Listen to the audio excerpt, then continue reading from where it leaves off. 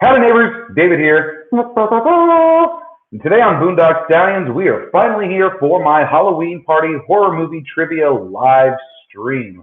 Oh my goodness, am I super excited for this.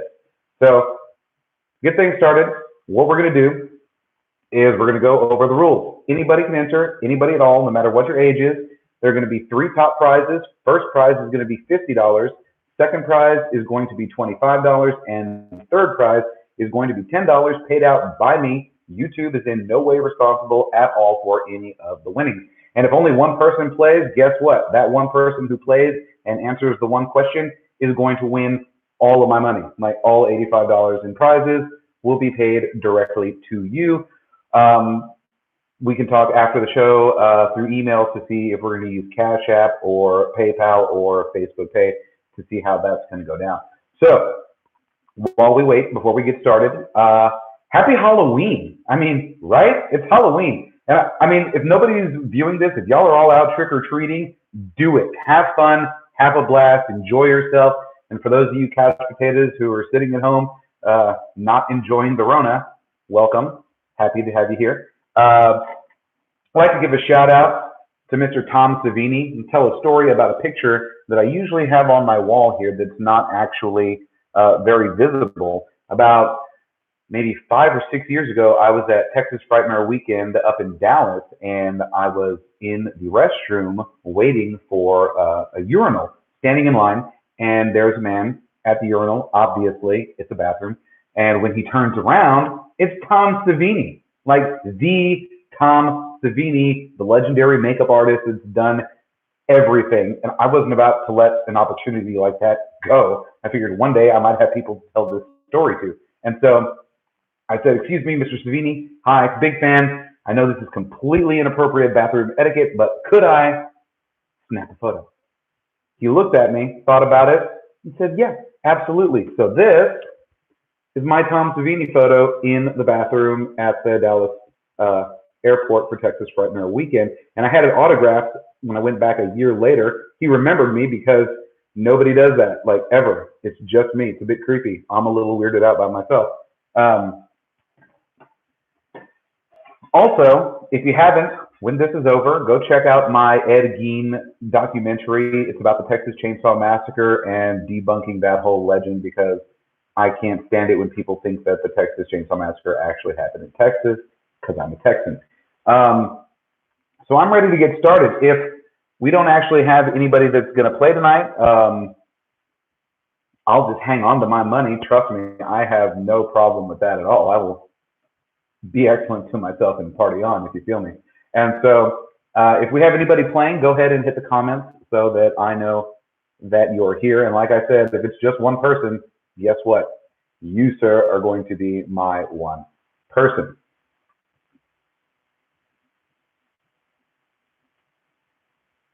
Okay, I know you're there. I can see it. It's right here on my screen. I know you're watching me. No worries. We can chit-chat for a few minutes and see if anybody else is going to join. So a few weeks ago, I did a video a live stream talking about Harry Potter and the Basilisk Venom. Now, I got a lot of hate on Facebook, a lot of hate, and everybody showed up and corrected me, and all of their corrections were wrong. Look at J.K. Rowling's answer, look at the book, look at the movie, and it all times itself out exactly perfectly. There is no way Harry Potter survived long enough for the Phoenix to save him after he was bitten by the basilisk. No way in hell. I will get a stopwatch and reenact this shot for shot myself if I have to on another stream. Fight me, bet. Anyways, but while that was going out, there was a lot of talk and hatred and shade being thrown at the Dursleys, and I love a villain, I love a bad guy, I love somebody that gets hated on quite frequently. So I thought to myself, I'm going to defend the Dursleys. And there's a very strong theory out there that the Dursleys were in fact good people, and it's not my theory, but it's a theory that I would like to talk about and add on to and embellish upon. So the Dursleys.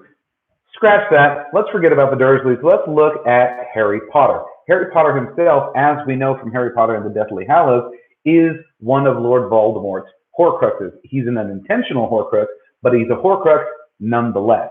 And as a Horcrux, as we've seen Horcruxes do when Ron and Hermione had to wear the locket, it creates negative feelings and energy and feeds off of all of a person who is around it, negative thoughts and bad feelings from the deepest bottom part of their heart. We saw what it did to Ron when it showed him the vision of Harry and Hermione embracing each other and how uncomfortable that little bit of screen time was. And a lot of people will say, well, what about when Harry wasn't there and they sent those awful Christmas presents or refused to write him or acknowledge his existence in any way? And it's like, people, he'd been living with them for 11 years, a grand total of 16 years from age 1 to age 17 living with them. And I'll get back to that in a second because I've never really understood why the curse breaks upon his 17th birthday. I mean, it feels like a mother's love would be one of those long-lasting curses that would, or charms, sorry, forgive the word, LOL, that would last forever. I mean, why only until he's 17? Shouldn't that protection go on as long as there's still blood pumping in his veins? I mean, if anybody has any theories on that, wants to hit me up in the comments, that would be awesome. So he lived with them for roughly 16 years, and it was 16 years, and what we know about Petunia is that she was jealous. She didn't hate her sister. She was just jealous that Lily got the magical powers, and Lily got to go to Hogwarts, and Lily got to be a witch, and Lily got to be so special and so loved, and it made her inwardly a little bit resentful. I myself have mirrored this with one of my own cousins. He's one of my favorite people ever, but our grandmothers were sisters, and his grandmother treated me more like the Dursleys treat Harry Potter, as opposed to him being the Dudley in their eyes. And I hold no resentment towards him for that, the way that Harry does for Dudley, but because he never treated me like that. He's one of my best friends as well. But that's how I'm relating to the family. And while I have absolutely no redeemable qualities about his aunt, I do have some for the Dursleys. So they didn't want to raise Harry Potter. I mean, it's not that they didn't love him. Obviously, Dumbledore explained Lily sacrificed herself to give him this protection. This protection is strongest in your home, so he is safest in your home anywhere else, and it's almost assured that he would die. And so if Petunia and Vernon were so adamant about not caring about the Potters at all, why take Harry in? It's like none of their concern. Nothing for them to worry about at all. They could have sent him to an orphanage. They could have sent him to live on the street. They could have done any number of things and just said no. They would have left him on the porch, called the police, and had them pick the baby up and take him out for adoption. But they didn't. What they did was take him in because he was family and he would be safe there, safest in the world. And you know, I don't think it started off with them being shitty to him. I mean, who's shitty to a baby? Okay, scratch that. There are a lot of people who would be shitty to a baby. But I mean, like, who would take in a baby for the pure purpose of being shitty to it? I believe that, no, Petunia and Vernon were wonderful to Harry while he was a baby. But as time carried on and the Horcrux delved deeper and deeper into their subconsciouses and their resentment towards Lily and resentment of magic, and J.K. Rowling has gone on record herself as stating that Vernon simply hated James Potter for being James Potter. He didn't like his kind, didn't want anything to do with him, wanted him to be nowhere near her, and only tolerated him because it was his wife's sister's husband. And so that resentment plus the jealousy from Petunia would have been, enough for the Horcrux inside Harry to start feeding off of. So as Harry got older, they would be more and more negative to him. I mean, they lived in a 4-bedroom house, and he lived in the room under the stairs until he was 11. That's epic. And that would have only happened after years and years of the Horcrux turning them bad. And I like to think that, based on other things that J.K. Rowling has said, such as the fact that Harry and Dudley did have a relationship after Hogwarts and after everything that had happened, and they'd been civil and raised their kids together. And it just goes to show you that once the Horcrux was gone, all of these bad and negative thoughts that were already there started to fade away. In the book and in the movie, Petunia very much talks about how Harry didn't just lose his mother, but she had in fact lost her sister. And I have siblings, and I can't imagine losing them. I mean, I know I talk about it, and I've dreamt about like my letter from Hogwarts coming, or the adoption papers coming in, or them just going away. But I love my sisters, and I don't think I could live without them. And I don't see how Petunia could have had that much resentment for her only sibling. I mean, I have two.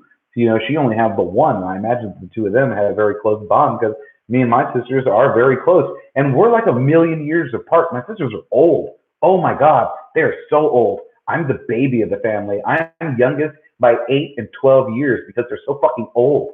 God, I hope they're watching.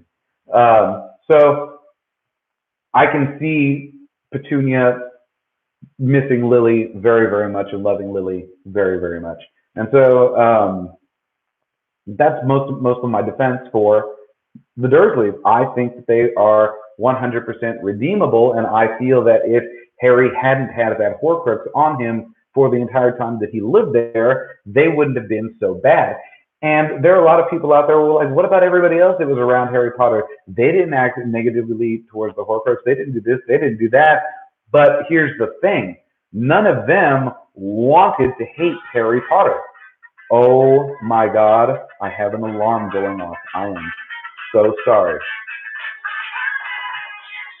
And yes, it is busy because, I'm old school that way. So what was I just talking about? Oh my God, I'm so sorry about that. Harry Potter, the Dursleys, redeemable qualities.